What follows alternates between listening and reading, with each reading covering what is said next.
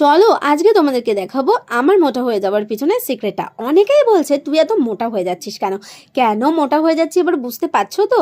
একটা দুটো স্ক্রল করতে না করতেই আমার ভিডিওতে চলে আসে শুধু রান্নার ভিডিও। আর তার কারণ কি বলো তো, আমি রান্না করতে খুব ভালোবাসি আর রান্নার ভিডিও প্রচুর দেখি, তাই আমার ইনস্টাগ্রাম পেজেতে শুধু রান্নার ভিডিওই ঘোরাঘুরি করে।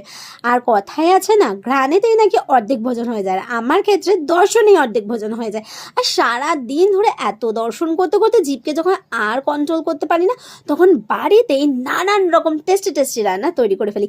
এই আজকেই যেমন ধরো না, আমাদের বাড়িতে চিকেনের একটা দারুণ রেসিপি রান্না করছি, আর সেটা আমি তোমাদের সঙ্গে অবশ্যই শেয়ার করব। তবে রেসিপিটা শেয়ার করতে পারবো না, রান্নাটা শেয়ার করব।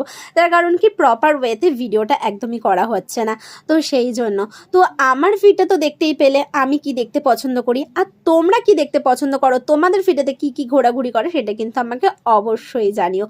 অনেকেই যারা আমাকে 5-6 মাস বাদে দেখবে, তারা আমাকে দেখলেই বুঝতে পারবে যে আমার ভুঁড়িটা এত বড় হয়ে গেছে, আর তার কারণটা তোমাদেরকে আমি দেখিয়ে দিলাম। তো চলো, সবাই খুব ভালো থেকো, সুস্থ থেকো, আর আমার ভিডিও কেমন লাগছে সেটা কিন্তু অবশ্যই জানিও। আর আমার ভিডিও যদি তোমাদের ভালো লাগে তাহলে একটু ভালোবাসা দিও। So tata.